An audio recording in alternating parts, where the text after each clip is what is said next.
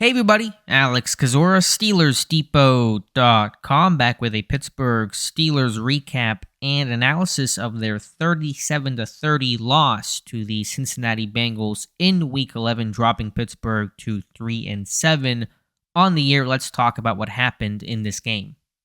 Offensively, certainly was a tale of two halves for the Pittsburgh Steelers. On the bright side, they did set a team high this year with 30 points, but it certainly feels like the worst 30-point outing any team in the NFL has had this season. Granted, first half was really strong overall. I thought Kenny Pickett, despite this offense being in third and forever, time and time again, Pickett handled the blitz. That was a big concern of mine. He made good decisions. He moved the sticks on third down, and overall this offense moved the football and put up points. A great throw to George Pickens on the touchdown. Run game provided some level of life, probably not where exactly this team wants it to be, but I thought Pickett had just a really strong first half of play, and then the second half was just a total mess. I mean, just a complete disconnect.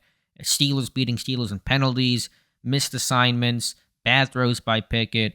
I think Tomlin said it well, and it's pretty obvious. You're sitting there. It's 27-23. Pittsburgh has the ball after a Najee Harris run, 1st and 10 on the Bengals 34, about 11 minutes left in the game, and you go from 1st and 10 to eventually in a 3rd and 25 on the Bengals 49 and are forced to punt. And Bengals get the ball, go 93 yards, put the ball in the end zone, and that's essentially all she wrote. So just a real disconnect between the first and second half, and it's hard to pinpoint exactly why that occurred, but it's obvious to see what happened, and the offense was just a complete mess and have not been able to play a full game of football, a half at best. It was a good first half, but 30 minutes, not enough to win in the NFL, especially against a good offense like the Bengals.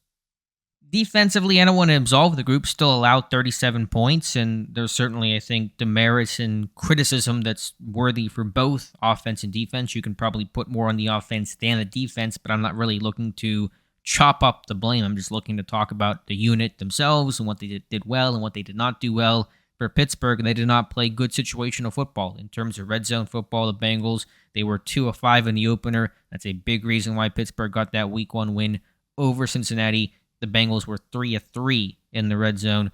So many long drives of 70, 80, 90 yards, and that's just not acceptable. And Pittsburgh really not having answers for the Bengals' top weapons in T. Higgins. They could not stop Higgins. He torched every single cornerback Pittsburgh seemingly had. Arthur Millette, he's made some plays. He's scrappy. I can appreciate the guy, but he cannot be an every down corner. That was not the intention last year, not the intention the start of this year. It's supposed to be the run down corner, early down corner. He's not playing essentially every single sub-package snap. I know there have been some injuries that have kind of forced their hand, but going forward, this team has to either play Cam Sutton inside or put Trey Norwood in the slot. Millette just getting picked on too much, but again, not the only one. It was, Cam Sutton, it was Levi Wallace, so I don't want to put that all on Arthur Millette. And then some other guys that, fans wouldn't be as familiar with making plays for them. Some RJ Pirine, 3 receiving touchdowns, poor tackling, poor pursuit. That's how those plays happen. Screen game, Robert Spillane missing a tackle in space. And then Trenton Irwin, a guy that, I'll be honest, did not know who that was prior to today. Catches a touchdown as a secondary read on a sprint out to Burrowhead. That was against Millette. Had a big catch on Levi Wallace, right sideline later in the game that helped set up a touchdown there. And so just really no answer for the Bengals' top guys or their more reserve type guys. And that's how you allow 37 points in a game.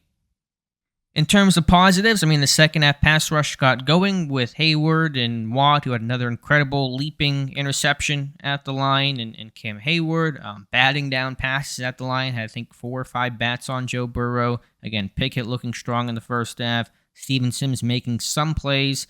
Splash plays in the return game. Thought the kick coverage game was not great. Presley Harvin had a nice outing, punting the football. Matthew Wright making his field goals, but bottom line is you allow 37 points. Your offense in the second half just not able to sustain, fall back into your old ways of penalties, not playing the best situation of football. So many second and long runs, and that might not be the singular reason why this offense struggled. And generally up until this game at Canada, if I remember the numbers correctly, had done a decent job of avoiding the 2nd and 10 type runs that so many we'll call it old school, but really like stuck in their ways. Conservative OCs will do. In this game, so many of those that put this team in third and long. That was the theme of the game. They got out of some of those situations, but not good situations to be in the first place. Felt like that after that big rushing performance against the Saints, Pittsburgh really wanted to focus on the run and not abandon it, but you're going to run into a brick wall and really playing against the numbers when you run on 2nd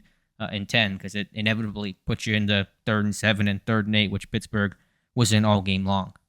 So those are my quick thoughts on the game. Pittsburgh now 3 and 7, so whatever faint playoff hopes they had have certainly gone up in smoke. They'll take on the Colts with an extra day of rest on Monday night in Indy in a game which we'll see what happens. Colts aren't a great team either. Of course, neither are the Steelers. So let me know your thoughts in the comments below. Appreciate you guys watching. If you could like this video and subscribe to the channel, I'd appreciate it. Thank you again, and we'll talk to you soon.